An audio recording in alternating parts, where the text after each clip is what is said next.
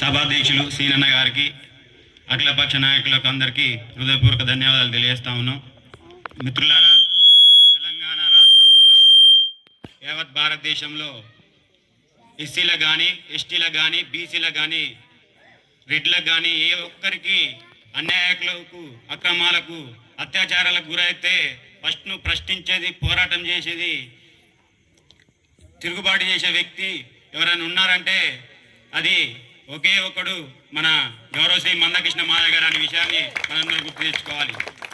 మిత్రులారా, అనేక సందర్భాలలో రెడ్డిల అమ్మాయిల అత్యాచారాలకు గురైతే ఎన్కౌంటర్ చేసినాయి ఆ రోజుల్లో.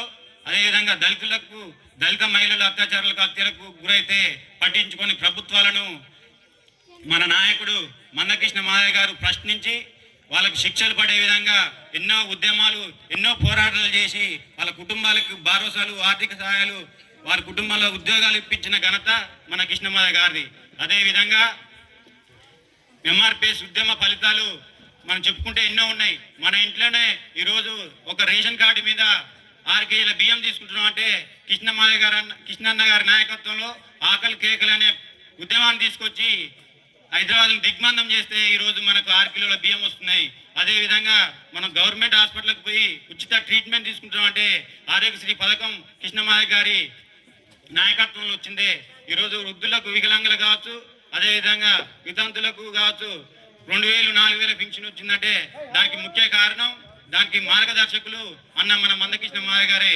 ఇలాంటి మహానాయకుడు ఆ రోజు బాబాసాహెబ్ అంబేద్కర్ గారిని మనం చూడలేదు, జగజ్జీవన్ రావు గారిని చూడలేదు, కానీ వాళ్ళిద్దరి తర్వాతకి అంత మహానీయుడిని మన మందకృష్ణ మాదయ్య గారు అనే విషయాన్ని ఈరోజు మనం అందరూ గుర్తు చేసుకోవాలి.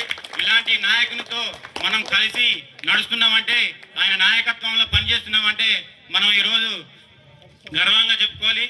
అదేవిధంగా నేను తడగమల్ల రవికుమార్ అనే వ్యక్తి నలుగురికి తెలిసిందంటే ఈరోజు అన్న నాయకత్వంలో, ఎంఆర్పిఎస్ నాయకత్వంలో 10 ఏళ్ళు ఎంఎస్ఎఫ్ నియోజకవర్గ ఇన్ఛార్జిగా, మండల ఇన్ఛార్జిగా పనిచేస్తేనే నాకు గుర్తింపు, అవకాశం వచ్చింది.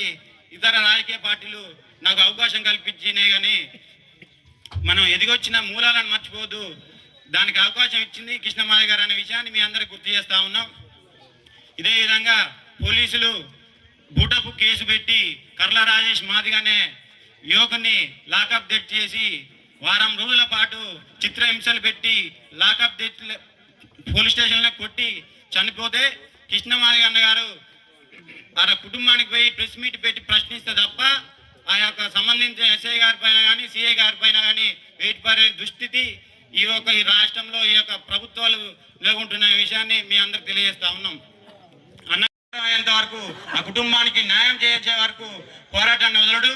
అది ఎంతవరకైనా కృష్ణన్న గారు కొట్లాడి ఆ కుటుంబానికి న్యాయం చేస్తాడనే సంకల్పం యావత్ దేశానికి తెలిసే విషయమే.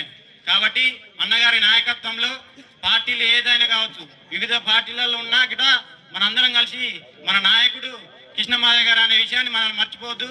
అన్నగారు ఏ పిలుపునిచ్చినా శిరస వహించు మనం ముందుకు నడవాలని కోరుకుంటూ ముగిస్తున్నాను. జై మాదిగా, జై మందకృష్ణ మాదిగ.